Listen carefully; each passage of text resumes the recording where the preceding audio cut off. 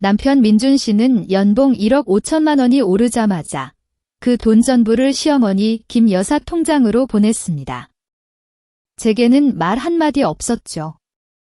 지난 5년간 제가 이 집안을 위해 바친 세월과 피땀 어린 돈이 그 순간 허공으로 사라지는 듯 했습니다.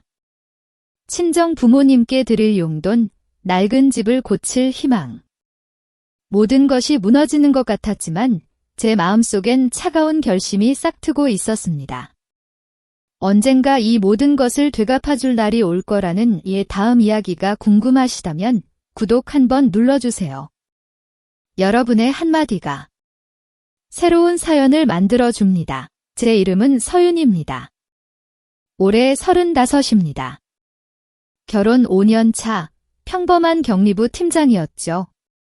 그날도 저는 여느 때와 다름없이 저녁 식사 후 주방에 서 있었습니다. 차가운 스테인리스 싱크대에서 물이 졸졸 흐르고 그릇 부딪히는 소리가 요란하게 울려 퍼졌죠. 레몬향 주방 세제 냄새가 소기름 비린내와 생선 비린내를 덮지 못하고 높이 쌓인 설거지 더미 속에서 간장 냄새가 코를 찔렀습니다. 저는 그곳에 서서 화학 세제에 너무 오래 담가 하얗게 쭈글거린 두 손을 바라보았습니다. 등 뒤로는 땀이 흥건히 젖어 있었습니다. 밖은 한겨울이라 뼈 시리도록 추웠지만 저는 땀을 흘리고 있었죠. 거실에서는 연말 코미디 프로그램이 시끄럽게 흘러나왔습니다. 남편 민준 씨, 시어머니, 그리고 귀하신 시동생 지훈 씨의 시끄러운 웃음소리가 뒤섞여 들려왔습니다.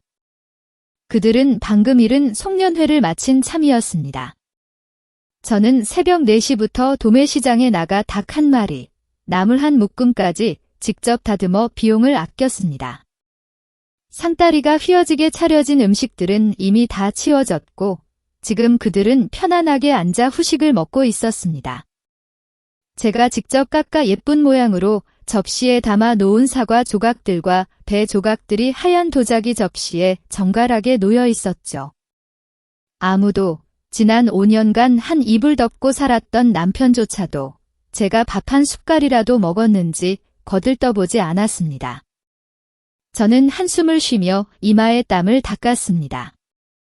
울컥 치밀어 오르는 서러움이 목구멍을 꽉 막았지만 다시 삼켜버렸습니다. 익숙한 감정이었으니까요. 이 집에서 제가 그저 공짜 가사 도우미처럼 느껴지는 그 감정. 그때였습니다.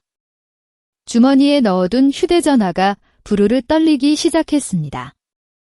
문자 메시지 알림음이 날카롭게 울려 퍼져 저는 깜짝 놀라 접시를 떨어뜨릴 뻔했습니다. 얼른 옷자락에 손을 닦고 휴대전화를 꺼내 보았습니다. 화면이 환하게 켜지며 은행에서 온 입출금 변동 알림 메시지가 보였습니다.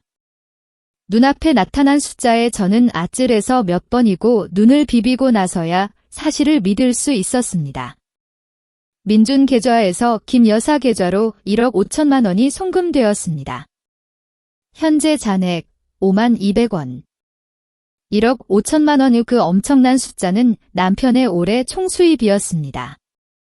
기본급, 영업성과급, 그리고 명절 보너스까지 모두 포함된 금액이었죠. 불과 30분 전 제 통장에 방금 입금되었던 돈이었습니다. 저는 얼어붙었습니다. 온몸이 부르르 떨렸죠.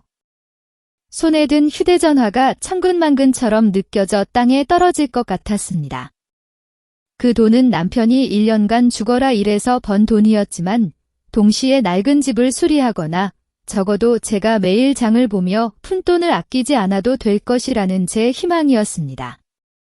그런데 눈 깜짝할 사이에 그 돈이 모두 사라져 시어머니 계좌로 송금된 것이었습니다. 저는 깊이 숨을 들이쉬어 마음을 가다듬었습니다. 기름때 묻은 앞치마를 벗고 무거운 발걸음으로 거실로 나갔습니다. 민준 씨는 소파에 길게 누워 휴대전화 화면에 시선을 고정한 채 게임을 하고 있었습니다. 게임 캐릭터가 승리하자 그는 실실 웃었죠. 김 여사는 옆에 앉아 있으시개로 이를 쑤시며 텔레비전을 보고 있었습니다. 배부른 식사 후 만족스러운 표정이었죠. 그리고 시동생 지훈 씨는 탁자에 다리를 올린 채 우쭐한 표정으로 다리를 떨고 있었습니다. 따뜻하다 못해 숨막히는 가족 분위기 속에서 저는 제가 마치 이방인, 방해꾼처럼 느껴졌습니다. 저는 민준 씨 앞에 서서 떨리는 목소리였지만 가능한 한 또렷하게 물었습니다. 민준 씨, 방금 돈이 빠져나갔다는 문자 메시지를 받았어요. 누구한테 1억 넘는 돈을 보낸 거예요? 민준 씨는 여전히 얼굴도 들지 않은 채 화면 위로 손가락을 빠르게 움직이며 아무렇지 않게 대답했습니다. 마치 일상적인 일처럼요. 아, 어머니께 보내드렸어. 올해 회사 보너스가 두둑했고 1년 동안 안 찾은 월급까지 다 합쳐서 어머니께 드렸어. 저는 망연자실했습니다. 마치 누군가 제 뺨을 세게 때린 것 같았습니다. 저는 다시 물었습니다. 그 돈을 전부 어머니께 드렸다고요? 그럼 생활비는요? 제 부모님께 드릴 명절 용돈 계획은 어떻게 되고요? 그제야 민준 씨는 휴대전화에서 눈을 뗐습니다. 그는 귀찮다는 듯 인상을 찌푸리며 저를 보았습니다. 서윤 씨, 왜 그래? 내가 번 돈인데 누구한테 주든 무슨 상관이야? 어머니가 보관하시는 거지 쓰시는 것도 아니잖아. 어머니 말씀이 지훈이가 내년에 결혼하는데 그 돈으로 아파트 사줘서 안정적인 생활을 하게 해줘야 한다고 했어. 우리가 형이니 동생을 챙겨야지. 그리고 생활비는 당신 월급 있잖아. 왜 자꾸 돈돈거려? 저는 그 말을 듣고 귀가 먹먹해졌습니다. 옆에 앉아있던 지훈 씨는 당연하다는 듯 희죽거리며 웃었습니다. 김 여사는 그제야 여유롭게 차를 한 모금 마시더니 콧방귀를 끼며 말을 거들었습니다. 아이고, 우리 아들이 피땀 흘려 번 돈을 효심으로 어미한테 맡기는 게 뭐가 잘못됐다고? 며느리 된 자가 남편 돈 관리한다고 나서는 버릇 좀 고쳐. 여자가 너무 욕심 많으면 복이 없어. 내 월급 몇 푼 안 되는 걸로 화장품 사고 옷 사는 데나 다 쓰지. 이 집에서 호의호식하며 살면서 뭐가 그렇게 불만이 많아? 김 여사의 말 한마디 한마디는 제 심장을 찌르는 바늘 같았습니다. 너무 아파서 피가 흐르는 듯 했죠. 호의호식이라니요. 지난 5년 동안 저는 100만 원 넘는 옷 한 벌 사 입어본 적 없었습니다. 화장품은 할인할 때나 겨우 살 수 있는 저렴한 것만 썼습니다. 그리고 제 월급은 매달 이 집 전기세, 수도세, 식비 등으로 바닥났습니다. 민준 씨는 돈을 많이 벌었지만 항상 저축해서 사업을 해야 한다고 말했습니다. 제게는 푼돈만 줬고 나머지는 모두 시어머니가 관리했습니다. 저는 다시 은행 메시지를 내려다보았습니다. 계좌에 남은 5만 200원이라는 숫자는 제게는 운명에 쓴 농담 같았고 제 노력과 희생에 대한 굴욕이었습니다. 고향에 계신 부모님이 떠올랐습니다. 아버지는 날씨가 바뀔 때마다 류마티스 관절염으로 고통받으셨고 어머니는 고혈압을 앓고 계셨습니다. 낡은 기와집은 비가 올 때마다 세어져는 올해 부모님께 집 지붕을 수리하고 좋은 약을 사드릴 거라고 약속했습니다. 그런데 지금 제 주머니에는 10만 원 한 장도 없었습니다. 오랫동안 억눌렸던 울분이 목구멍까지 치밀어 올랐습니다. 눈이 시큰거렸지만 저는 이 무감각한 사람들 앞에서 눈물을 보이지 않으려 애썼습니다. 저는 민준 씨를 보고 김 여사를 보고 그리고 얄밉게 웃고 있는 시동생을 보았습니다. 제 마음은 재처럼 차갑게 식어버렸습니다. 그때 제 머릿속에 하나의 생각이 번개처럼 스쳐 지나갔습니다. 그 어느 때보다 선명하고 단호한 생각. 자유 다음 날 아침, 저는 머리가 깨질 듯한 통증과 함께 잠에서 깼습니다. 지난밤, 제 팔자 신세를 밤새도록 고민하느라 잠 못 이룬 결과였습니다. 민준 씨는 언제나처럼 일찍 출근했고 침대 위에는 어지럽게 널린 이불만 남아 있었습니다. 그는 아내가 이불을 개거나 집안일을 돕는다는 개념 자체가 없었습니다. 그와 시어머니 눈에는 그것이 여자의 천직이었으니까요. 저는 피곤한 몸을 이끌고 일어나 개인위생을 마친 후 컴퓨터를 켜서 업무 이메일을 확인했습니다. 아무리 마음이 나락으로 떨어져도 끊을 수 없는 습관이었습니다. 받은 편지 한 맨 위에는 새 이메일이 있었습니다. 영어로 정중하게 쓰인 제목, 근무 제안서, 지역 프로젝트 관리자 직위. 보낸 사람은 제가 일하는 독일 본사 인사부의 스미스 이사님이었습니다. 제 심장은 쿵쾅거렸고 손은 떨렸습니다. 내용을 확인하기 위해 클릭하자 잔혹한 현실 속에서 황당한 꿈처럼 글자들이 하나하나 나타났습니다. 그들은 저에게 독일로 와서 일해달라고 간절히 요청했습니다. 월급 850만 원 후 한 달에 약 850만 원이라는 엄청난 금액이었습니다. 게다가 각종 수당과 장기 거주 기회까지 있었습니다.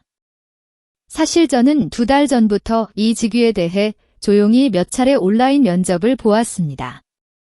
그때는 그저 호기심과 제 능력을 시험해보고 싶었을 뿐 마음 깊이 제가 갈 것이라고는 생각조차 하지 않았습니다. 저는 집을 떠나는 것이 두려웠고 친정 부모님이 걱정하실까 봐 염려되었습니다. 그리고 가장 중요하게는 민준 씨가 동의하지 않을까 봐 물리적인 거리 때문에 가정이 깨질까 봐 두려웠습니다. 하지만 지금 이 정중한 초대장을 보면서 그리고 계좌에 남은 5만 200원과 지난밤 시댁 식구들의 태도를 떠올리자 저는 이 제안이 거친 인생의 폭풍 속에서 유일한 구명줄처럼 느껴졌습니다. 생각에 잠겨 있을 때 시어머니 김 여사의 날카로운 목소리가 안방에서 울려 퍼져 제 생각을 끊었습니다. 서윤아, 어디 있니? 아침부터 컴퓨터에 코 박고 앉았네. 집안일은 안 할 생각이니? 저는 황급히 컴퓨터를 덮고 시어머니 방으로 뛰어갔습니다. 네, 어머님. 부르셨어요. 김 여사는 화장대 앞에 앉아 새로 산 실크 스카프를 이리저리 대보며 저를 쳐다보지도 않고 명령했습니다.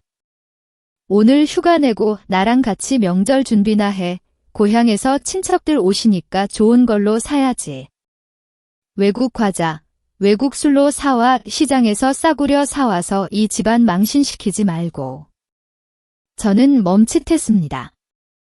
어머님, 오늘은 연말 프로젝트 마감 회의가 있어서 쉴 수가 없어요. 저는 조심스럽게 거절했습니다. 어머님, 오늘은 급한 회의가 있어서 못 쉴 것 같아요. 주말에 같이 가거나 아니면 제가 차 불러서 먼저 가실 수 있게 해드릴까요? 김 여사는 휙 돌아서서 저를 노려보며 쉰 목소리로 말했습니다. 회의는 무슨 회의야? 내까지 월급 몇 푼 안 되는 일이 뭐가 그렇게 중요하다고? 내가 쉬라면 쉬는 거야? 내 명령을 거역하겠다는 거야? 이 집은 내가 말 한마디면 모든 게 결정돼. 감히 건방지게 굴지 마. 마침 그때 민준 씨가 두고 간 서류를 가지러 집에 돌아왔습니다. 어머니가 큰 소리 치는 것을 보고는 자초지종도 묻지 않고 저에게 소리쳤습니다. 서윤 씨, 또 무슨 짓을 해서 어머니를 화나게 했어? 하루 쉬는 게 뭐 그리 대단하다고? 당신 같은 하찮은 일이 돈을 얼마나 번다고 그렇게 잘난 척이야? 우리 어머니는 나를 이렇게 성공하게 키우셨는데 하루 어머니 시중 드는 것도 불평이야? 집안일은 안 하고 맨날 밖으로만 놔두는 여자는 쓸모없어. 그는 말하면서 지갑에서 잔돈 뭉치를 꺼내 유리 탁자 위로 던졌습니다. 돈이 탁자에 부딪히는 소리가 날카롭게 들렸습니다. 저는 1,000원짜리, 5,000원짜리, 10,000원짜리 지폐가 섞인 돈 뭉치를 보았습니다. 대략 10만 원 정도 되는 것 같았습니다. 민준 씨는 턱을 치켜들고 말했습니다. 이걸로 시장 가서 맛있는 거 사와. 오늘 저녁에 거래처 손님들 오시니까 잘 접대해야 해. 금식 준비 잘하고. 나한테 망신 주지 마. 모자라면 내 돈으로 보태고 투덜거리지 말고. 저는 탁자에 흩어진 돈을 보았습니다. 그리고 남편의 오만한 얼굴과 시어머니의 의기양양한 표정을 보았습니다. 10만 원으로 고급 손님 접대와 친척들에게 줄 명품 선물을 사라는 건가요? 그들은 저를 뭘로 보는 걸까요? 요술 부리는 마법사?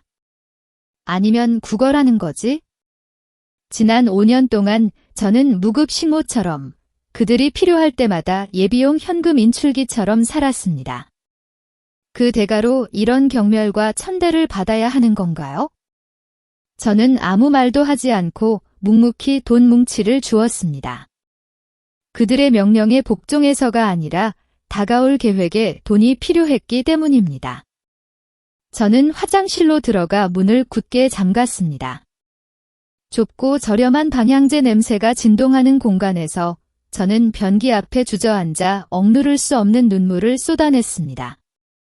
휴대전화를 열어 이메일에 접속했습니다. 떨리는 손가락으로 스미스 이사님에게 답장할 글자를 하나하나 타이핑했습니다.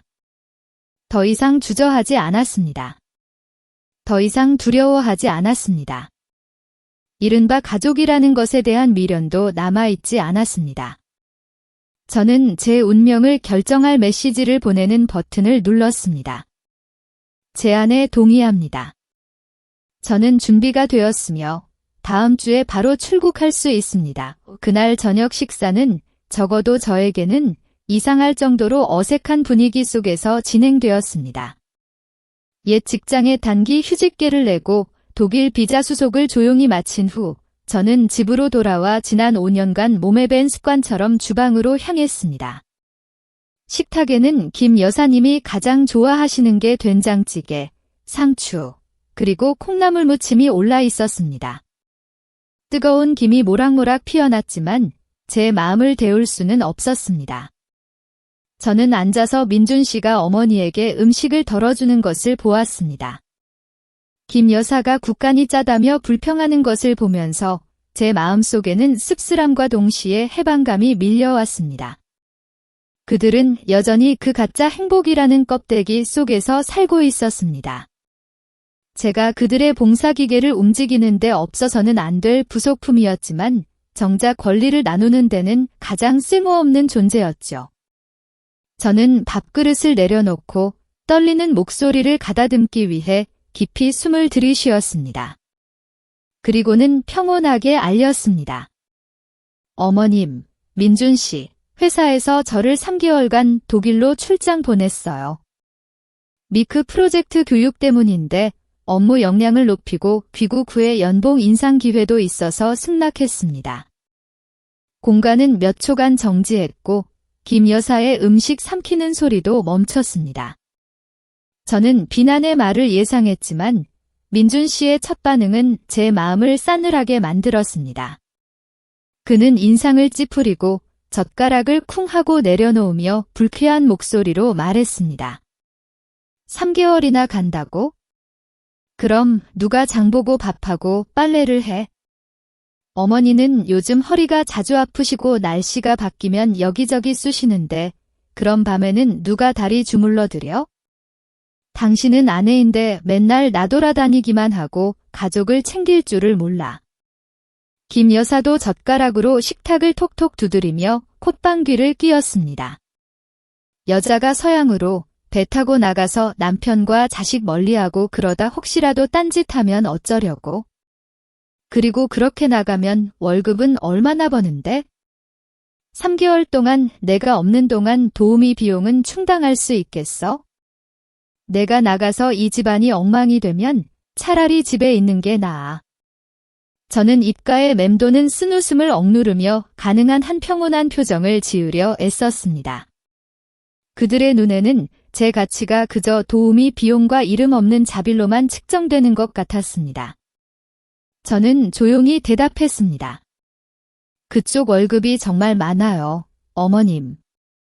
게다가 외국 돈으로 출장 수당도 받고요. 이번에 가면 분명 큰돈을 모아 어머님 용돈도 두둑이 챙겨드릴 수 있을 거예요. 여기 있을 때는 월급이 몇 푼 안 돼서 어머님께 비싼 영양제 하나 사드릴 때도 망설였는데 말이에요. 돈과 외국 돈이라는 말에 김 여사의 두 눈은 번쩍 빛났고 아까의 찌푸렸던 얼굴은 금세 활짝 펴졌습니다. 그녀는 제게 고기 한 점을 덜어주며 소름 끼치도록 다정한 목소리로 말했습니다. 그래, 젊을 때 기회가 있으면 열심히 노력하는 게 좋지. 어미는 그저 내가 타향해서 고생할까 봐 걱정하는 마음뿐이었어. 알겠다, 가거라. 집은 어미랑 민준이가 알아서 할게. 몸 건강히 잘 챙기고 돈 벌면 잊지 말고 어미한테 맡겨라. 외국은 물가가 비싸니 함부로 낭비하지 말고. 그날 밤 민준 씨가 옆에서 아무 생각 없이 코를 골며 잠든 사이 저는 조용히 일어났습니다. 노란 불빛의 스탠드 아래 지난 5년간 수많은 눈물과 서러움이 담겨있던 침실을 둘러보았습니다. 옷장을 열어 맨 위 칸에 있던 낡은 여행 가방을 내렸습니다. 저는 민준 씨가 친구들에게 자랑하려고 억지로 사게 했던 화려하고 거추장스러운 옷들은 챙기지 않았습니다. 그저 간결한 회사옷 몇 벌과 친정어머니가 대학 때 뜨개질해 주신 스웨터, 그리고 낡은 운동화 한 켤레만 가방에 넣었습니다. 가방 바닥에 안감을 들어 올려 제 인생에서 가장 중요한 것들을 조심스럽게 넣었습니다.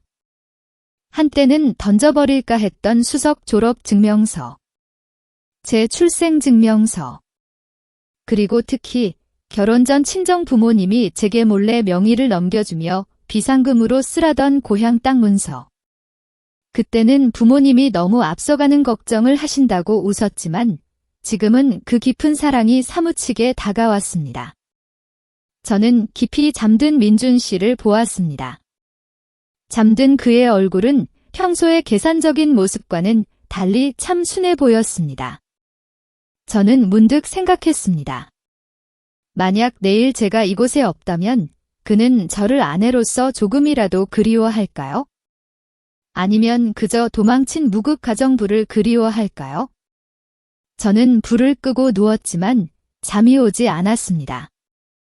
시계 초침 소리가 똑딱똑딱 울려 퍼지는 것이 마치 이 숨막히는 황금 우리에서의 마지막 순간을 세는 듯 했습니다. 제가 떠나던 날 아침, 서울은 흐리고 쌀쌀했습니다. 보슬비가 희미하게 내리며 마치 떠나는 이를 붙잡으려는 듯 했습니다. 저는 평소보다 일찍 일어났지만 평소처럼 복잡한 아침 식사를 준비하기 위함이 아니라 마지막으로 짐을 점검하기 위함이었습니다. 제 여행 가방은 놀랍도록 가벼웠습니다. 이 집에 속한 모든 것, 심지어 고통스러운 추억들조차도 저는 모두 남겨두었으니까요. 민준 씨는 여전히 따뜻한 이불 속에 몸을 웅크리고 있었습니다. 제가 여행 가방 지퍼를 드르륵 닫는 소리에 그는 몇 마디 중얼거리더니 다시 벽을 보고 잠을 청했습니다. 공항까지 아내를 배웅할 생각은 전혀 없어 보였습니다. 저는 여행 가방을 끌고 거실로 나갔습니다. 김 여사는 이미 그곳에 앉아 있었습니다. 손에는 글씨가 빼곡히 적힌 A4 용지 한 장을 들고 있었죠. 저를 보자 그녀는 아침 식사를 했는지 묻지도 길 조심하라는 당부도 없이 그 종이를 제 손에 쥐어주며 신이 난 목소리로 말했습니다. 다행이다. 일어났구나. 이건 엄마가 필요한 물건 목록이야. 독일에 가서 잘 찾아서 다 사와야 해. 이모님이 루이비통 신상 가방 2개를 부탁했고 큰아버지는 독일제 명품 뇌 영양제 10통을 사달라고 하셨어. 그리고 이 시계는 지훈이가 좋아하는 거야? 할인하면 바로 사와. 저는 종이 위에 눈길을 훑었습니다. 길고 긴 목록에는 온통 사치품들 뿐이었습니다. 대충 계산해도 수백만 원은 좋게 될 것 같았습니다. 저는 김 여사를 올려다보며 답을 뻔히 아는 질문을 했습니다. 이렇게 많은 물건인데 어머님께서 미리 돈을 주실 건가요? 아니면 모두 계좌이체 해주시면 안 될까요? 저는 출장이라 현금을 많이 안 가져가서 미리 다 대주기엔 부족할 것 같아요. 김 여사의 얼굴은 즉시 변색되었습니다. 그녀는 마치 끓는 기름에 닿은 벌레처럼 몸을 비틀었습니다. 어이구, 이 계집애가. 너 외국 가서 외화 벌어온다며? 친척들한테 줄 조그만 선물 몇 개 가지고 뭘 그렇게 따지고 계산해? 일단 내가 사오면 돌아와서 정산하면 되지. 같은 식구끼리 남보다 못하게 구네. 시동생 시계 하나 가지고도 아까워하다니. 너 같은 게 무슨 형수 노릇을 해. 또다시 저를 착취하려는 같은 식구라는 말투. 저는 그 종이를 접어 외투 주머니에 대충 쑤셔 넣고 논쟁할 가치도 없다고 생각했습니다. 김 여사는 제가 조용하자 제가 수긍했다고 생각했는지 주방을 가리키며 계속 명령했습니다.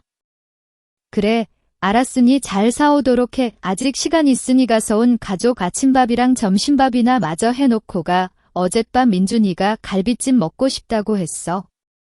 냉장고에 갈비 있으니 만들고 나서 공항에 가.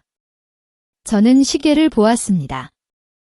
체크인까지는 2시간밖에 남지 않았지만 차가운 주방과 그녀의 무신경하고 잔인한 태도를 보자 제 인내심의 마지막 끈이 뚝 끊어졌습니다. 저는 주먹을 꽉 쥐고 여행 가방을 끌고 김 여사를 똑바로 쳐다보았습니다. 지난 5년 동안 처음으로 제 눈빛에는 두려움이나 인내가 없었습니다. 저는 평온했지만 얼음처럼 차가운 목소리로 말했습니다. 저는 피곤해요. 요리 못해요. 냉장고에 음식 있으니 직접 해 드시거나 배달시켜 드세요. 저는 이만 갈게요. 김 여사는 망연자실해서 저를 외계인 보듯이 입을 쩍 벌리고 쳐다보았습니다. 그녀는 더듬거리며 말했습니다. 너 뭐라고 했어? 감히 나한테 말대답을 해. 어디가? 거기서. 버릇없는 며느리, 집안일도 안 하고 놀러 갈 생각이야? 그녀의 악다구니 같은 욕설이 아파트 복도에 울려 퍼졌습니다. 하지만 저는 뒤돌아보지 않았습니다. 저는 여행 가방을 끌고 빠른 걸음으로 문을 향했습니다. 바닥을 구르는 바퀴 소리가 메마르게 들렸습니다. 저는 문을 열고 차가운 바람이 휘몰아치는 복도로 나선 후 문을 쾅 하고 닫았습니다. 쿵 하는 소리가 단호하게 울려 퍼지며 모든 욕설 소리 그리고 뒤에 남겨진 치욕스러운 과거를 끊어냈습니다. 저는 엘리베이터에 탔습니다. 숫자가 아래로 미끄러져 내려가는 것을 보며 제 가슴은 강렬하게 두근거렸습니다. 저는 그곳을 떠났습니다. 공항으로 출장 가는 아내로서가 아니라 감옥을 성공적으로 탈출한 죄수처럼. 저는 아래층 로비에 미리 기다리던 택시를 잡아탔습니다. 운전기사에게 진천공항으로 빨리 가주세요 라고 말했습니다. 차가 굴러가기 시작했고 회색빛 고층 아파트가 뒤로 멀어졌습니다. 저는 창밖을 보았습니다. 창문에 붙은 빗방울이 번져 흐릿했지만 제 마음속에는 점차 날이 밝아오는 것을 느꼈습니다. 그 마지막 저녁 식사를 저는 만들지 않았고 다시는 그들을 위해 어떤 식사도 만들지 않을 것입니다. 비행기에서의 12시간은 제가 띄엄띄엄 꿈을 꾸는 12시간이었습니다. 어떤 때는 좁은 주방에서 설거지를 하고 있었고 어떤 때는 황량한 들판을 도망치고 있었습니다. 비행기 바퀴가 프랑크푸르트 공항 활주로에 닿았을 때 가벼운 충격에 저는 깜짝 놀라 현실로 돌아왔습니다. 창밖의 독일 하늘은 흐리고 비가 내리고 있었습니다. 제가 떠나던 서울의 날씨와 다르지 않았죠. 하지만 제 안의 느낌은 완전히 달랐습니다. 그곳은 낯선 타지에서의 새로운 시작에 대한 기대감과 안도감이 뒤섞인 곳이었습니다. 저는 짐을 실은 수레를 끌고 도착 게이트를 빠져나왔습니다. 많은 사람들 속에서 제 이름이 적힌 표지판을 두리번거렸습니다. 키가 크고 금발머리에 금태 안경을 쓴 푸른 눈의 남자가 황서윤이라는 팻말을 높이 들고 있었습니다. 제가 몇 번 이메일을 주고받았던 독일인 동료 토마스였습니다. 저를 보자 그는 환하게 웃으며 빠른 걸음으로 다가와 제 손에서 무거운 여행 가방을 덥석 들었습니다. 그의 낮고 따뜻한 영어 목소리가 울려 퍼졌습니다. 프랑크푸르트에 오신 것을 환영합니다. 서윤 씨, 비행은 괜찮았나요? 좀 피곤해 보이네요. 제가 짐 들어드릴게요. 그의 자연스러운 매너 있는 행동에 저는 잠시 멍했습니다. 남자가 저를 위해 무거운 짐을 들어준 것이 얼마 만이었던가요? 민준 씨는 단 한 번도 그런 적이 없었습니다.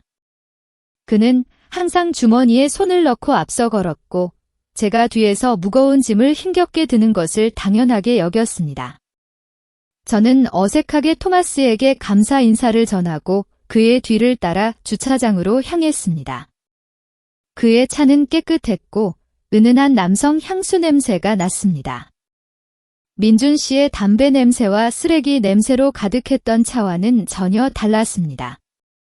토마스는 회사가 외국인 직원을 위해 미리 구해둔 아파트로 저를 데려다 주었습니다. 낡은 건물 3층에 있는 작은 스튜디오 아파트였습니다. 면적은 작았지만 모든 것이 너무 깔끔하게 정리되어 있어 저는 숨도 크게 쉬지 못했습니다. 큰 유리창 너머로는 잎이 다 떨어진 참나무들이 늘어선 조용한 거리가 보였습니다. 토마스는 난방기와 인덕션 사용법을 세심하게 알려준 후 냉장고를 가리켰습니다. 우유, 빵, 과일을 미리 사두었습니다. 오늘은 푹 쉬세요. 내일 제가 데리러 와서 사무실로 갈 겁니다. 아, 여기 회사에서 새로 나온 휴대전화 심카드입니다. 끼워서 사용하세요. 토마스가 문을 닫고 나가자 방은 완벽한 정적에 잠겼습니다. 저는 방 한가운데 서서 부드러운 소파에 털썩 앉았습니다. 시끄러운 텔레비전 소리도 시어머니의 고함 소리도 남편의 심부름 시키는 소리도 없었습니다. 오직 시계 초침 소리와 제 숨소리만 들릴 뿐이었습니다. 저는 울음을 터뜨렸습니다. 뜨거운 눈물이 뺨을 타고 흘러내렸습니다. 슬퍼서가 아니라 너무나 갑작스러운 이 해방감에 제가 아직 적응하지 못했기 때문이었습니다. 저는 옛날 휴대전화를 꺼내 아파트의 와이파이에 연결했습니다. 그러자마자 화면이 환하게 켜지며 터질 듯이 울렸습니다. 민준 씨에게서 온 부재중 전화 수십 통, 문자 메시지 수백 통, 김 여사에게서 온 전화, 시동생에게서 온 전화, 그리고 낯선 번호들까지. 어디 죽었냐? 왜 아직 전화 안 해? 밥도 안 하고 어디 갔어?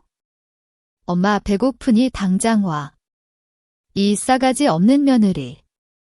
너 가는 거 내가 금지한다. 저는 그 분노 가득한 메시지들을 훑어보았습니다. 입가에 경멸의 미소가 걸렸습니다. 그들은 제가 잠시 나갔다가 다시 머리 조아리며 돌아와 그들을 섬길 것이라고 생각하는 걸까요? 그들은 새가 새장을 벗어나면 넓은 하늘이 집이라는 것을 모르는 것 같았습니다. 저는 한국 심카드를 빼서 반으로 부러뜨리고 쓰레기통에 버렸습니다. 지옥 같던 그곳과의 마지막 연결을 끊어내는 단호한 행동이었습니다. 저는 새 심카드를 끼우고 친정 부모님께 안부를 전하는 메시지를 보낸 후 휴대전화를 껐습니다. 그날 밤 수천 킬로미터 떨어진 낯선 방에서 저는 따뜻한 이불 속에 몸을 웅크리고 지난 5년간 가장 깊은 잠을 잤습니다. 꿈도 꾸지 않았고 걱정도 없었습니다. 내일 해가 뜨면 저는 오직 저만을 위한 삶을 살 것입니다. 친애하는 시청자 여러분, 서윤의 여정은 이제 막 시작되었습니다. 그녀는 앞으로 어떤 시련에 직면하게 될까요? 그리고 민준과 그의 가족은 또 어떤 음모를 꾸밀까요? 이 채널을 구독하시고 알림종을 켜시고 아래의 소감을 댓글로 남겨주세요. 여러분의 응원은 저희가 더 진솔하고 심오한 이야기들을 계속 들려드릴 수 있는 가장 큰 원동력입니다. 제 평화는 오래가지 못했습니다. 민준 씨와 그의 가족은 쉽게 먹잇감을 놓아줄 족속들이 아니었죠. 독일에서의 셋째 날 아침, 첫 회의를 위해 자료를 준비하던 중 휴대전화가 다시 요란하게 울리기 시작했습니다. 이번에는 민준 씨에게서 온 영상통화였습니다. 저는 화면을 뚫어지라 쳐다보며 잠시 망설이다 통화 버튼을 눌렀습니다. 저는 그들과 직면해야 했고 그들에게 냉혹한 진실을 알려야 했습니다. 휴대전화 화면에 나타난 민준 씨의 얼굴은 분노로 시뻘겋게 달아올라 일그러져 있었습니다. 그의 뒤편으로는 끔찍할 정도로 어수선한 집안 풍경이 보였습니다. 옷가지들이 소파 위에 아무렇게나 널려 있었고 식사 후 설거지하지 않은 그릇들이 식탁 위에 산더미처럼 쌓여 있었습니다. 텅 빈 배달 음식 용기들이 바닥 곳곳에 널려 있었죠. 멀리서 김 여사의 날카로운 욕설이 누군가를 향해 들려왔습니다. 제 얼굴을 보자마자 민준 씨는 고함을 질렀습니다. 날카로운 소리가 휴대전화 스피커를 뚫고 들어와 저는 인상을 찌푸려야 했습니다. 서윤아, 너 지금 무슨 짓을 하는 거야? 사흘 내내 너 어디 갔는지 전화도 안 되고. 집에 난리가 난 거 알아 몰라? 어머니 허리 아파서 주물러 줄 사람도 없고 내 옷은 산더미처럼 쌓여서 세탁할 사람도 없고 밥 먹은 그릇 하나 씻을 사람도 없어. 내가 무슨 출장을 이렇게 무책임하게 가? 당장 돌아와. 내가 지금 당장 비행기표 끊으라고 했잖아. 저는 장난감을 빼앗긴 어린아이처럼 소리치는 그를 평온하게 바라보았습니다. 휴대전화를 들어 화면을 똑바로 본 후 셔츠깃을 고쳐 입으며 차가운 목소리로 대답했습니다. 오빠는 30살이지 3살이 아니잖아요. 뭐든 저만 찾을 일은 아니죠? 옷이 더러우면 세탁기에 넣고 그릇이 더러우면 직접 씻거나 사람을 고용해요. 어머니가 아프시면 약을 사드리거나 병원에 모시고 가세요. 저는 돈 벌러 일하러 온 거지 오빠네 집 심부름꾼이나 가정부 하러 온 게 아니니 그렇게 요구하지 마세요. 민준 씨는 얼어붙었습니다. 아마도 제가 이렇게 맹렬하게 대든 적이 없었을 겁니다. 그의 눈은 휘둥그레졌습니다. 너 지금 남편한테 그렇게 말하는 거야? 몇 주 외국에 나갔다 오더니 버릇없게 변했어? 필요 없어. 너 지금 당장 나한테 250만 원 보내? 어머니가 보약 사고 명절에 쓸 물건 좀 더 사야 한대. 전에 어머니가 준 목록에 있는 물건들 다 샀어? 당장 보내. 아니야. 그냥 돌아와. 내가 가지 말라고 했잖아. 저는 소리 내어 웃었습니다. 그 웃음에 민준 씨는 몸을 움츠렸습니다. 250만 원요? 오빠는 돈이 길가의 낙엽인 줄 알아요? 오빠 연봉 1억 5천만 원 전부 어머니께 드렸으면서 이제 와서 저한테 돈을 요구해요? 제가 말해줄게요. 생활비는 제가 떠나기 3개월 전에 충분히 보냈어요. 더 이상 단 한 푼도 없을 거예요. 민준 씨는 격분하여 탁자를 쾅 하고 내리쳤습니다. 너 지금 막 나가는 거야? 내가 모든 지원 끊어버리고 내 부모님께 고자질할 수도 있다는 거 몰라? 이 지경이 되어서도 그는 여전히 시혜적인 말투로 저를 위협하려 했습니다. 저는 카메라를 똑바로 응시했습니다. 제 눈빛은 칼날처럼 날카로웠습니다. 끊어요. 끊을 수 있는 게 있다면 다 끊어봐요. 제가 한 가지 소식을 알려줄게요. 잘 들어요? 저는 다시 돌아가지 않을 거예요. 전화 너머의 공간은 얼어붙는 듯 했습니다. 민준 씨는 더듬거렸습니다. 뭐라고? 돌아가지 않다니 무슨 소리야? 저는 느릿느릿 또렷하고 잔인하게 한 글자씩 말했습니다. 저는 독일에서 장기적으로 일하며 정착할 거예요.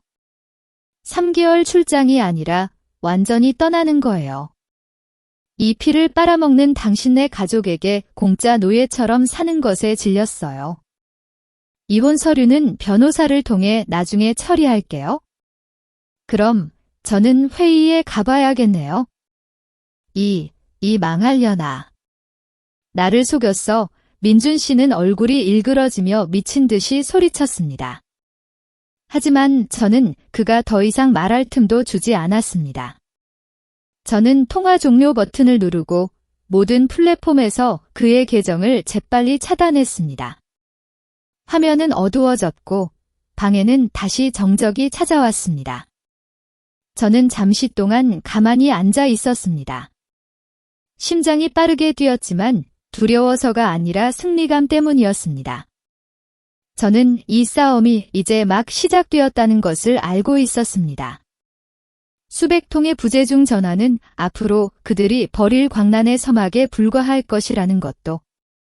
하지만 저는 두렵지 않았습니다. 이제 저와 그들 사이에는 거대한 바다가 놓여 있었으니까요. 그리고 더 중요한 것은 저는 더 이상 어제의 나약한 서윤이 아니었습니다. 하지만 문득 민준 씨가 김 여사가 아프다고 했던 말이 마음에 걸렸습니다. 혹시나 하는 불안감이 스쳐 지나갔습니다. 저는 잠시 망설이다 친한 고등학교 친구이자 지역병원의 수간호사인 미정에게 전화를 걸었습니다. 미정은 제가 시댁에 있을 때부터 저와 유일하게 연락을 주고받던 친구였습니다. 저는 전화 버튼을 누르며 마음속으로 기도했습니다. 전화벨이 3번 울리자 미정이 전화를 받았습니다. 졸린 목소리였지만 여전히 활기찼습니다. 여보세요? 서윤아, 이 시간에 웬일이야? 무슨 일 있어? 저는 침착한 목소리를 유지하려고 애썼습니다. 미정아, 급한 일 좀 도와줄래? 김 여사님, 내 시어머니가 너희 병원 중환자실에 입원했는지 확인 좀 해줄 수 있을까? 민준 씨가 뇌졸중으로 곧 돌아가실 것 같다고 해서 너무 걱정돼. 전화 너머는 잠시 침묵했습니다. 이어서 키보드를 두드리는 소리가 들렸습니다. 5분은 마치 한 세기처럼 길게 느껴졌습니다.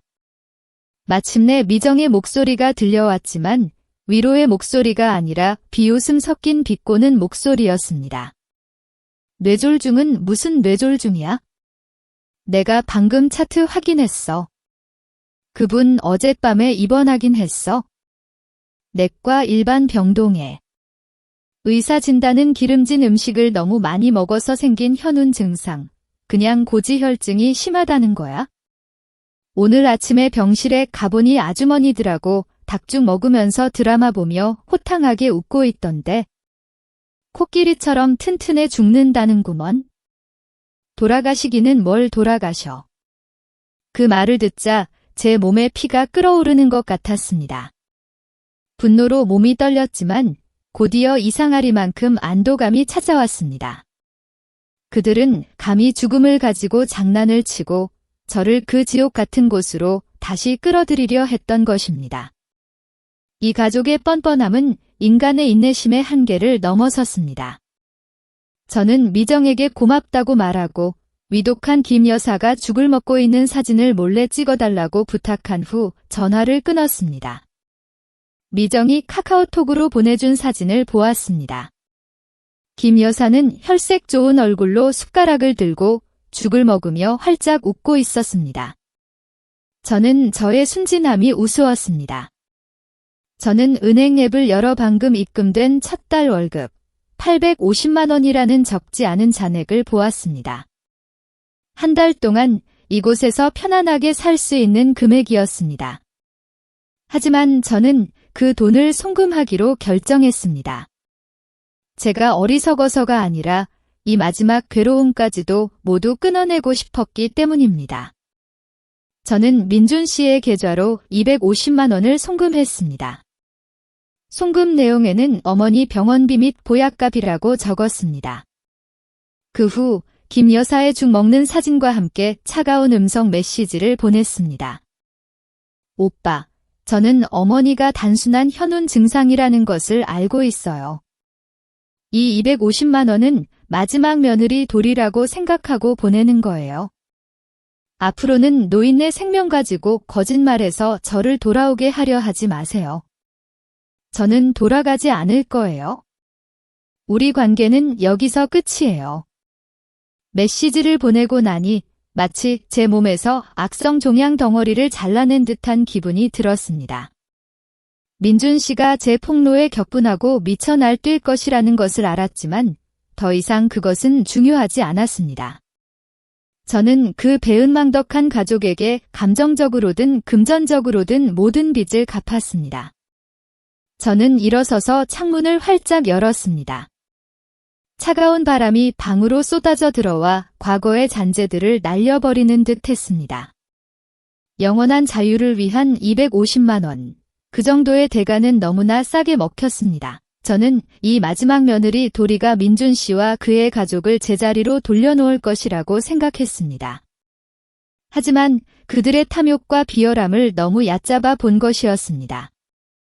이틀 후 제가 회사 식당에서 차가운 샌드위치를 먹으며 점심을 먹고 있을 때였습니다. 휴대전화가 요란하게 울리기 시작했습니다. 전화가 아니라 페이스북, 카카오톡, 그리고 심지어 1년에 한 번도 연락하지 않던 시골의 먼 친척들에게서 온 수많은 메시지 알림이었습니다. 저는 페이스북을 열었습니다. 제 눈에 들어온 것은 민준 씨가 공개적으로 공유한 길고 긴 글이었습니다.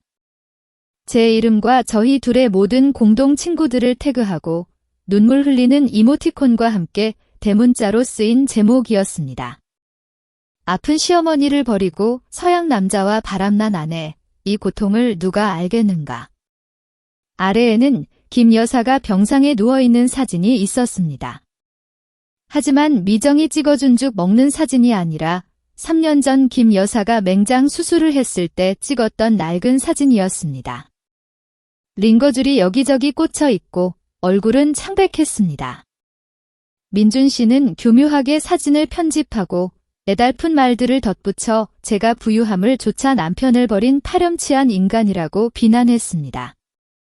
심지어 제가 떠나기 전에 시어머니의 비상금을 훔쳤다고 거짓말까지 했습니다. 제 마음은 싸늘해졌고 입안의 샌드위치는 역겨워졌습니다. 댓글 창을 내려보았습니다. 수백 명의 낯선 사람들이 온라인 키보드 워리어로 변해 가장 저속한 말로 저를 비난하고 있었습니다.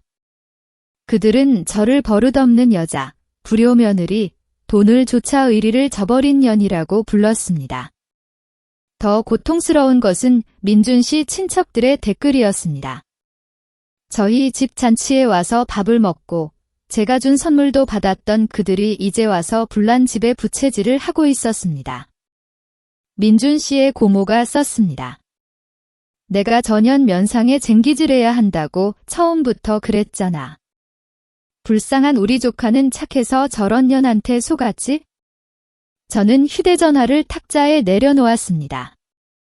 손이 떨렸지만 두려워서가 아니라 역겨워서였습니다. 민준 씨는 무능한 남자가 선택할 수 있는 가장 비열한 방법을 선택했습니다. 피해자 행세를 하며 여론을 이용해 아내의 명예를 죽이는 것, 그는 사회적 압력을 이용해 제가 돌아오도록 하거나 적어도 돈을 토해내도록 입을 막으려 했습니다.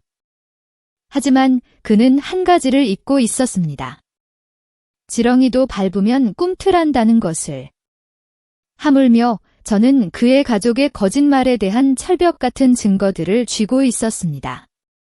저는 깊이 숨을 들이쉬고 심장에 스며드는 상처를 밀어냈습니다. 그 자리를 채운 것은 모든 것을 잃을 것 없는 이의 냉철한 침착함이었습니다. 저는 그의 게시물에 길게 논쟁하거나 설명하지 않았습니다. 저는 시댁 대가족 공동 채팅방으로 들어갔습니다. 저에 대해 수군거리고 떠들어대던 고모님, 삼촌들이 모두 있는 곳이었죠. 저는 그곳에 정확히 3가지를 보냈습니다. 첫째, 지난 5년간의 은행 계좌 내역서였습니다. 제가 공동 계좌로 이체한 월급들 총 4억 원이 넘는 금액과 민준 씨가 김 여사에게 이체한 금액, 민준 씨에게는 동그라미 0원이라는 숫자가 적혀 있었습니다. 둘째는 제가 독일로 떠나기 전 민준 씨가 저를 욕하고 협박하던 음성 녹음 파일이었습니다. 온라인에서의 점잖은 모습과는 전혀 다른 건달 같은 말투였습니다.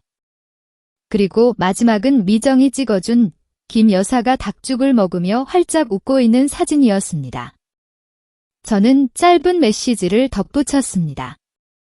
고모님, 삼촌들, 이것이 제 착한 남편과 쥐독한 시어머니의 진실입니다. 5년간 제가 이 집안을 먹여 살렸는데 이제 와서 해외 출장 가서 경력 쌓으려니 이런 누명을 씌웁니다. 누구든 더 궁금한 점이 있다면 통장 내역을 보시고 법정에서 명예훼손죄로 대질할 준비가 되어 있습니다. 시끄럽던 채팅방은 마치 누군가 라디오를 끈 듯이 순식간에 조용해졌습니다. 욕설 메시지들이 끊임없이 철회되었습니다. 소셜미디어에서 의기양양하던 민준 씨는 제가 모든 것을 폭로할 줄은 꿈에도 몰랐기에 분명 지금쯤 얼굴이 새파랗게 질렸을 것입니다. 저는 쓴웃음을 지으며 채팅방을 나갔고 그 이중적인 사람들을 영원히 차단했습니다. 고향에서의 불을 껐지만 저는 곧바로 직장에서 또 다른 화제에 직면해야 했습니다. 제가 가장 평화로운 피난처라고 생각했던 그곳에서 월요일 아침 사무실로 들어서자마자 긴장감이 방 전체를 감싸고 있음을 느꼈습니다. 토마스가 얼굴이 창백해져서 달려와 제 귀에 속삭였습니다. 서윤 씨, 큰일 났어요. 가장 중요한 프로젝트의 테스트 데이터가 어젯밤에 전부 삭제되었어요. 고객이 난리가 났어요. 회사의 기밀 유지 계약 위반으로 수백만 유로의 손해배상을 청구하겠다고 위협하고 있어요. 그 말을 듣자 저는 다리가 후들거리고 식은 땀이 등골을 타고 흘러내렸습니다.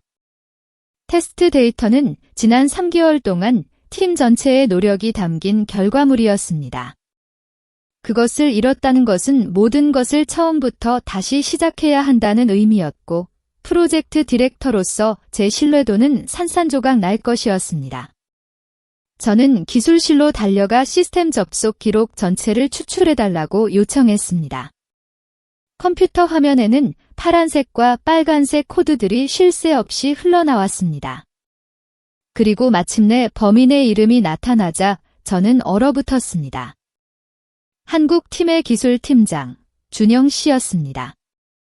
저는 제 눈을 믿을 수 없었습니다. 준영 씨는 성실하고 착한 직원이었습니다. 제가 자리를 비웠을 때 가장 중요한 임무들을 믿고 맡겼던 사람이었습니다. 왜 그가 이런 어리석은 짓을 했을까요? 저는 즉시 영상통화를 요청했습니다. 화면에 나타난 준영 씨의 얼굴은 수척하고 턱수염은 덥수룩했으며 잠 부족으로 눈은 깊이 팬 채 붉게 충혈되어 있었습니다. 저를 보자마자 그는 고개를 숙이며 떨리는 목소리로 말했습니다. 서윤 팀장님, 죄송합니다. 제가 고의로 데이터를 지운 건 아니었어요. 저는 치밀어 오르는 분노를 억누르며 몰아붙였습니다. 왜 새벽 2시에 서버에 접속해서 제 허락도 없이 삭제 명령을 실행했죠? 이 일의 결과가 얼마나 심각한지 아나요? 준영 씨는 울음을 터뜨렸습니다. 성인 남자의 울음소리는 어찌 그리 비참하고 무력하게 들리던지요. 그는 아내가 곧 출산이라 병원비 마련을 위해 큰돈이 필요해서 외부 일을 더 맡았다고 고백했습니다.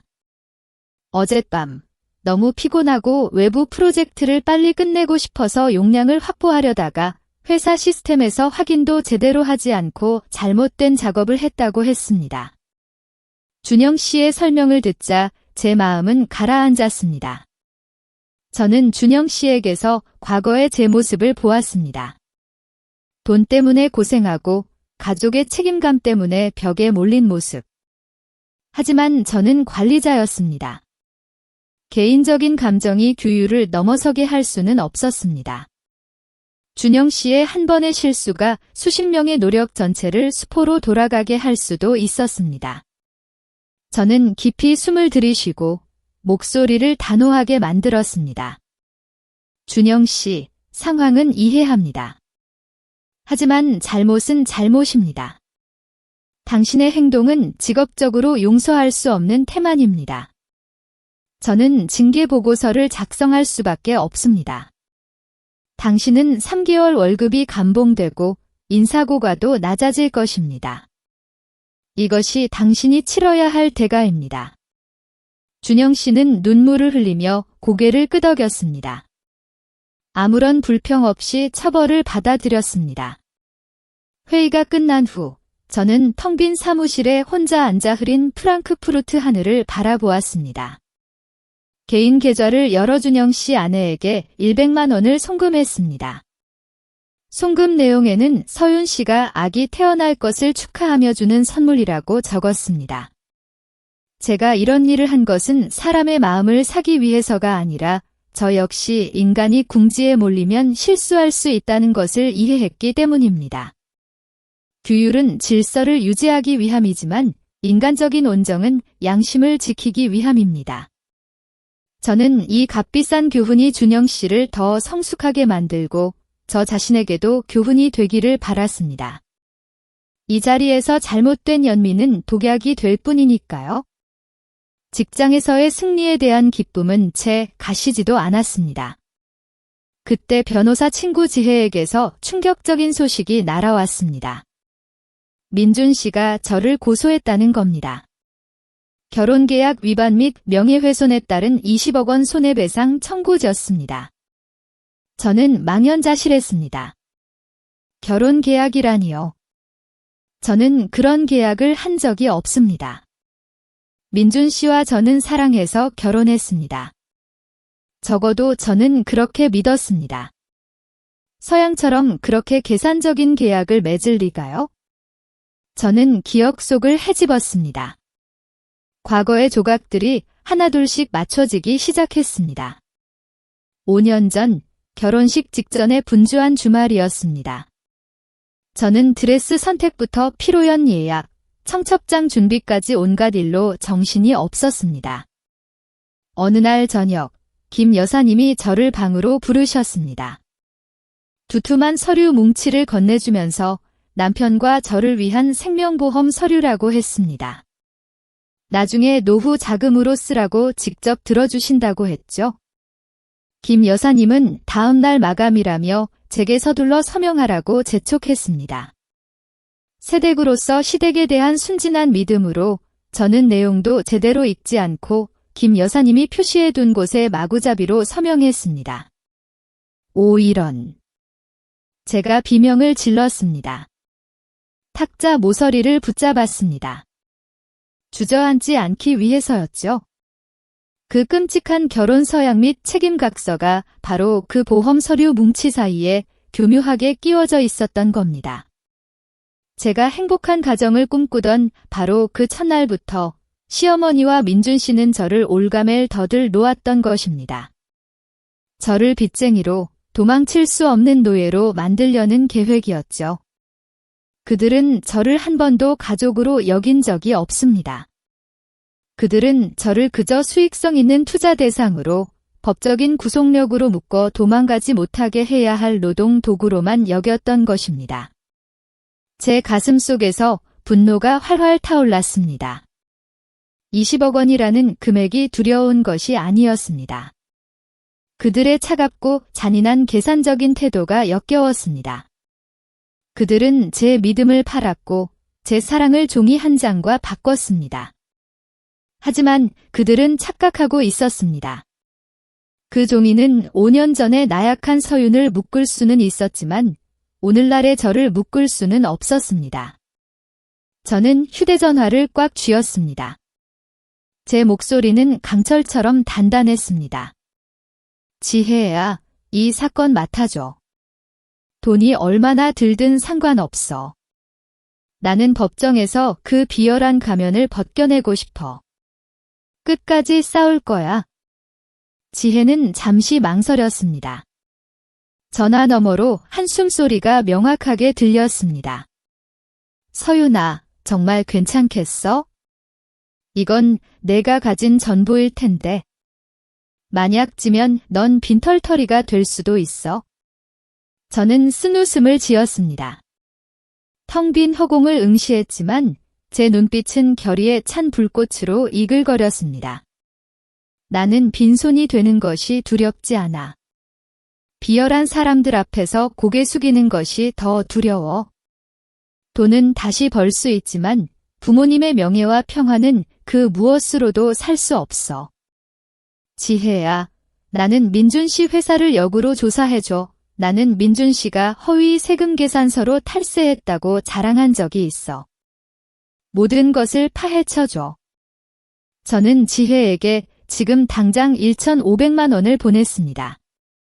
제 비상금 전부였습니다. 하지만 제 마음은 천근만근의 짐을 내려놓은 듯 가벼웠습니다. 저는 믿습니다. 정의가 살아있다는 것을, 그리고 인과응보가 있다는 것을. 이번에는 그들의 민낯을 벗겨내어 그 가면 뒤에 숨겨진 추악한 진실을 만천하에 드러낼 것입니다.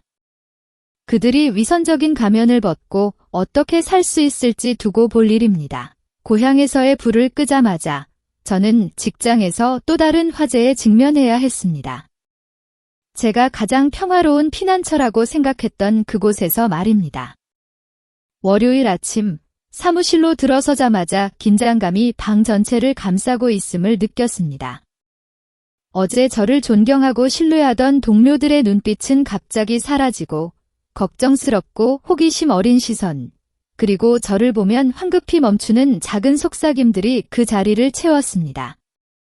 저는 무슨 일이 일어났는지 채 파악하기도 전에 컴퓨터 화면에 인사부의 공지 알림이 떴습니다. 모든 임원진에게 긴급 해명을 요구하는 이메일이었습니다. 대표님, 인사부장, 그리고 가장 중요한 고객인 한 사장님에게까지 발송된 익명의 고발 이메일. 제 심장은 쿵쾅거렸고 불길한 예감이 스쳐 지나갔습니다. 저는 떨리는 손으로 공지에 첨부된 이메일을 열었습니다. 서투른 독일어로 쓰여 문장이 어색했지만 그 내용은 지독하리만큼 잔인했습니다. 익명의 발신자는 자신을 진실을 아는 자라고 칭하며 제가 이 병약한 시어머니를 고향에 버려두고 허영심에 빠져 도피했다고 고발했습니다.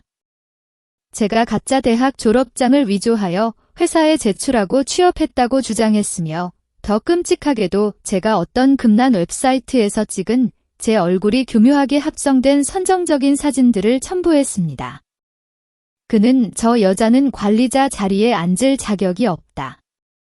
그녀는 도덕적으로 수치스러운 존재이며 부정한 돈을 벌기 위해 가족을 배신한 음탕한 여자라고 썼습니다.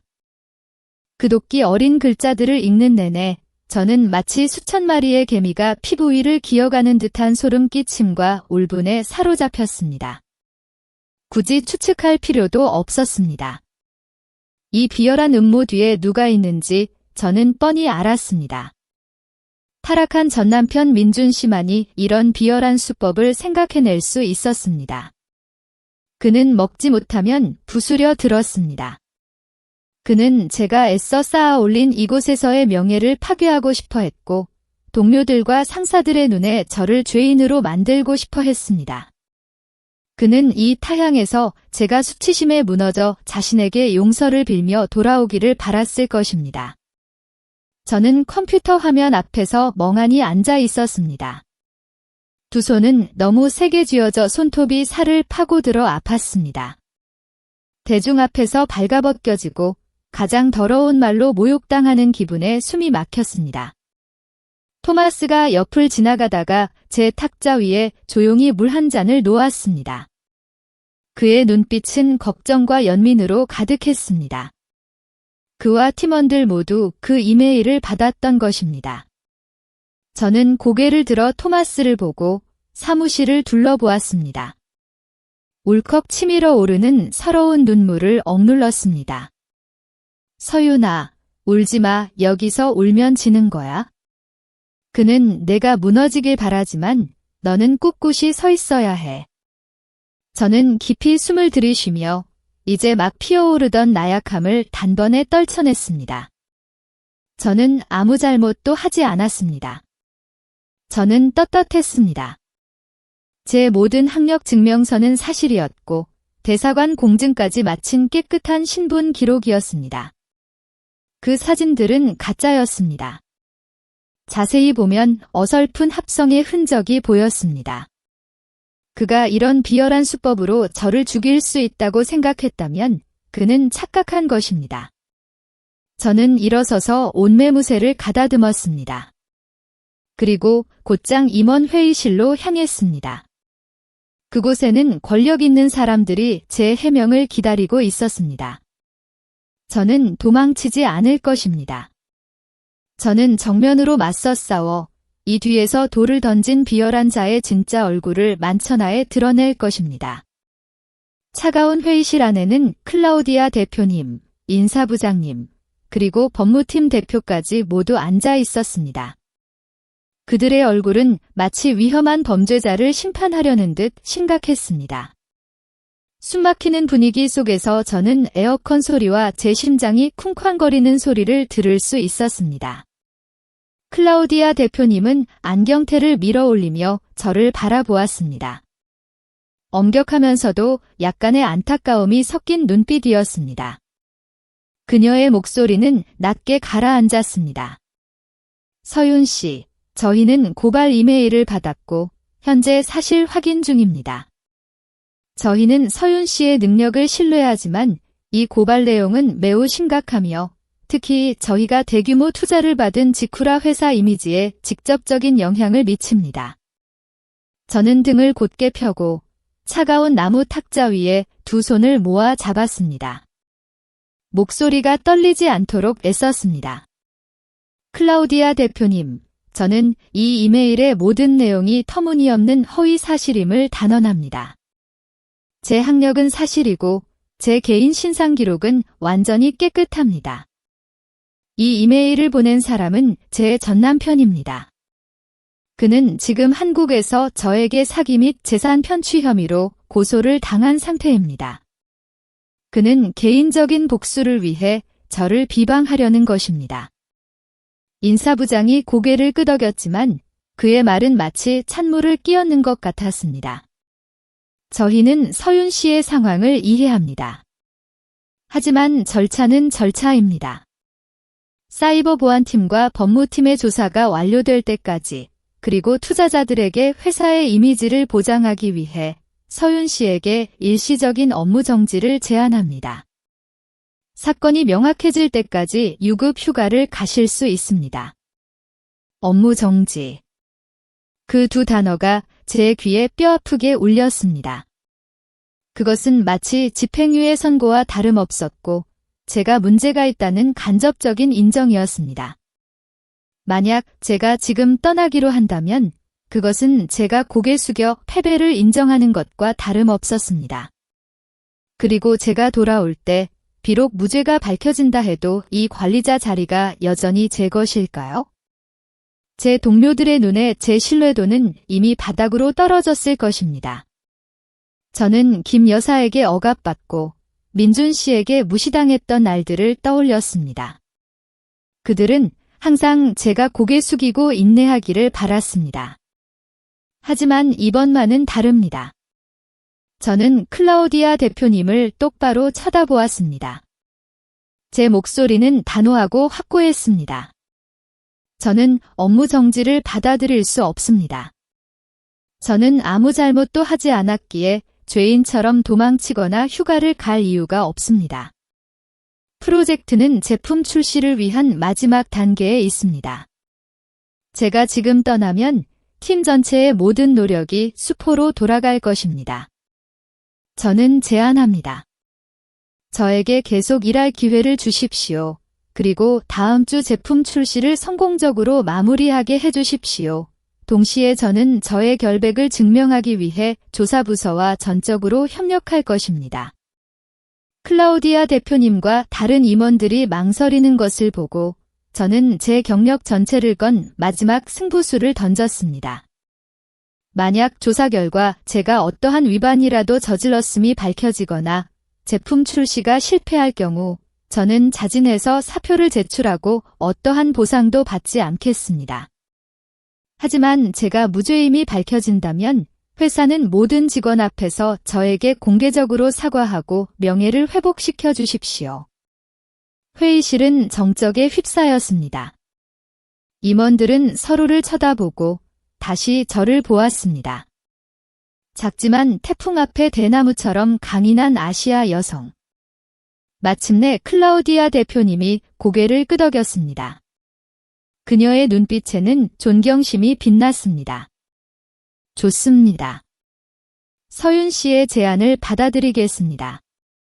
서윤 씨에게는 자신을 증명하고 프로젝트를 완료할 일주일의 시간이 주어집니다. 저를 실망시키지 마십시오. 제 자리로 돌아왔을 때 저는 슬픔이나 걱정에 잠겨 있을 시간이 없었습니다. 저는 토마스를 조용한 구석으로 불러 회의 내용을 간략하게 설명하고 도움을 청했습니다. 토마스는 정보기술 분야의 천재였습니다. 제 이야기를 듣자 그는 분노하여 탁자를 쳤습니다. 정말 비열하네요. 그가 감히 독일에 와서 이런 짓을 벌이다니요. 서윤 씨, 걱정 마세요. 제가 이 비겁한 쥐새끼의 꼬리를 당장 찾아낼 겁니다.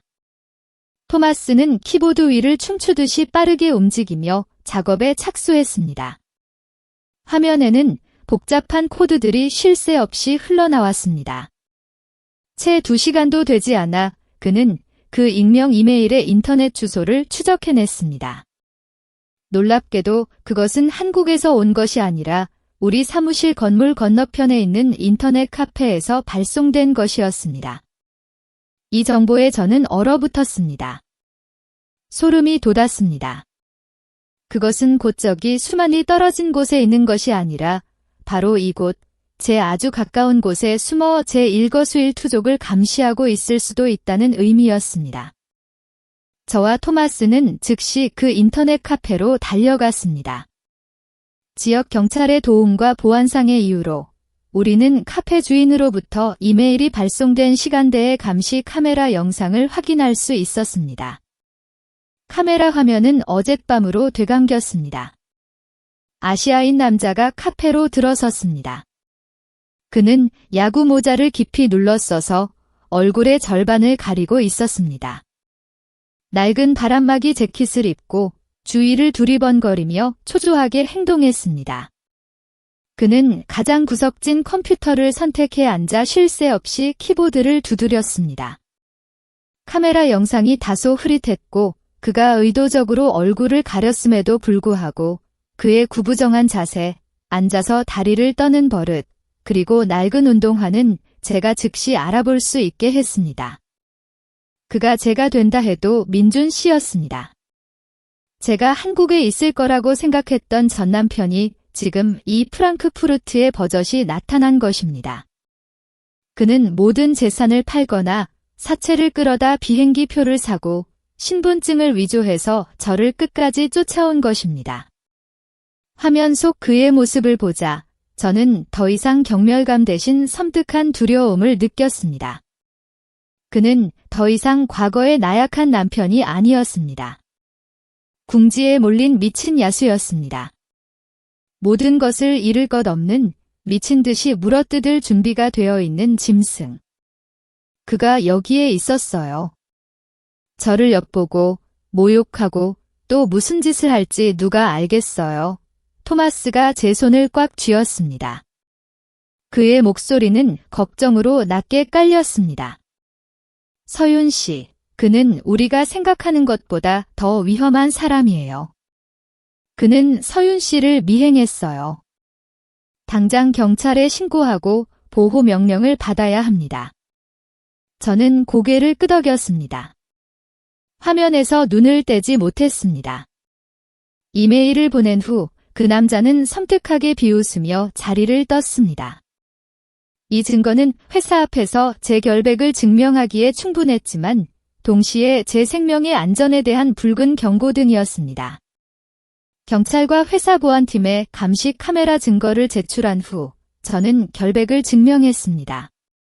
클라우디아 대표님은 직접 저에게 사과했지만 그 기쁨은 제 마음속을 뒤덮은 두려움의 검은 그림자를 지울 수 없었습니다. 경찰은 민준 씨를 추적하겠다고 했지만 그가 잡히기 전까지 저는 여전히 움직이는 표적과 다름없었습니다. 그날 저녁, 저는 평소보다 늦게 사무실을 나섰습니다.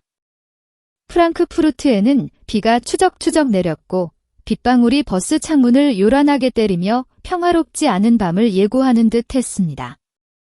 토마스는 제가 폐를 끼치고 싶지 않다고 거절했음에도 불구하고 저를 집까지 데려다 주겠다고 고집했습니다. 그는 제 택시를 안전거리를 유지하며 천천히 뒤따라왔습니다. 아파트 단지에 도착하여 저는 택시에서 내려 어두운 안뜰을 빠르게 가로질러 현관으로 향했습니다. 오늘은 가로등 하나가 고장나서 길이 더욱 어둡고 으스스하게 느껴졌습니다. 여자의 육감은 누군가 저를 지켜보고 있다는 것을 알려주었습니다. 증오심으로 이글거리는 시선이 제 뒤통수를 태우는 듯 했습니다. 1층 아파트 문에 열쇠를 꽂으려는 순간 옆에 무성한 덤불 속에서 검은 그림자가 갑자기 뛰쳐나왔습니다. 그는 맹수처럼 빠르게 달려와 제 팔을 움켜쥐었습니다. 너무 강한 악력에 제 팔뼈가 부서질 것 같았습니다. 술, 담배, 시큼한 땀 냄새가 한꺼번에 코를 찔러 저는 구역질이 났습니다. 이 망할려나, 여기 숨으면 내가 못 찾을 줄 알았냐? 나를 파멸시켰으니 너도 나와 함께 죽어라. 민준 씨의 쉰 목소리가 제 귀에 바싹 붙어 울려 퍼졌습니다. 뜨거운 숨결이 제 얼굴에 닿았습니다. 그는 야위었고 두 눈은 깊이 패인 채 붉게 충혈되어 있었습니다. 덥수룩한 수염은 그를 미친 노숙자처럼 보이게 했습니다. 그는 과거의 점잖은 모습이라고는 찾아볼 수 없었습니다. 지금 제 눈앞에는 악마가 현신해 있었습니다. 저는 소리를 질렀습니다. 발버둥 쳤지만 여자의 약한 몸으로는 절망에 빠진 남자의 광기를 막을 수 없었습니다. 그는 손을 들어 제 뺨을 후려치려 했습니다. 저는 눈을 질끈 감았습니다. 고통을 받아들일 준비를 했습니다. 하지만 그 손은 제 얼굴에 닿지 않았습니다. 다른 손이, 더 크고 단단한 손이 민준 씨의 손목을 움켜쥐고 뒤로 꺾었습니다. 토마스였습니다. 그가 뒤에서 달려와 유도 기술로 민준 씨를 축축한 땅바닥에 내리쳤습니다. 민준 씨는 고통에 신음하며 일어서려 했지만 토마스는 그의 팔을 등 뒤로 꽉 잡고 무릎으로 등을 강하게 눌렀습니다. 감히 그녀를 건드리지 마, 토마스가 독일어로 크게 소리쳤습니다. 그의 목소리는 단호하고 위압적이었습니다. 민준 씨는 몸부림쳤고 입에서는 여전히 상스러운 욕설을 퍼부었습니다. 날 놓아라. 너는 누구야? 아, 2년의 정부인가? 내가 그럴 줄 알았어. 너희들은 모두 음탕한 것들이야. 저는 뒤로 물러나 차가운 철문 벽에 등을 기댔습니다. 심장은 터질 듯이 뛰었지만 간신히 평정심을 되찾으려 애썼습니다. 저는 바닥에 쓰러져 바퀴벌레처럼 짓눌린 민준 씨를 보았습니다. 그리고 그를 보호하느라 헐떡거리고 있지만 눈빛만은 강인하게 저를 지키고 있는 토마스를 보았습니다. 그 순간 저는 민준 씨의 비열함이 바닥을 쳤다는 것을 깨달았습니다. 그리고 토마스의 선량함은 제가 어둠 속에서 건져 올려진 구명줄과 같았습니다. 저는 떨리는 손으로 휴대전화를 꺼내 경찰에 전화를 걸었습니다. 제 목소리는 차가운 빗속 밤에 울려 퍼졌지만 단호했습니다. 여보세요. 경찰이죠? 신고하려고 합니다. 지금 제 집 앞에서 누군가 저를 공격하고 있습니다. 서윤 씨의 이야기는 여기서 마무리됩니다. 서윤 씨의 결정에 대해 여러분은 어떻게 생각하시나요? 만약 여러분이라면 다른 선택을 했을까요? 여러분의 생각을 댓글로 남겨주세요. 저는 항상 여러분의 소중한 한마디 한마디를 읽고 있습니다. 이 이야기가 여러분에게 생각할 거리나 어떤 감정을 불러일으켰다면 좋아요를 눌러주시고 감동받을 거라고 생각하는 분과 공유해주세요. 그리고 가족의 민낯 채널을 구독하시면 다음 숨겨진 이야기들을 놓치지 않으실 겁니다. 다음 이야기에서 다시 만나요. 어쩌면 다음번에는 바로 당신이 그 주인공이 될 수도 있습니다.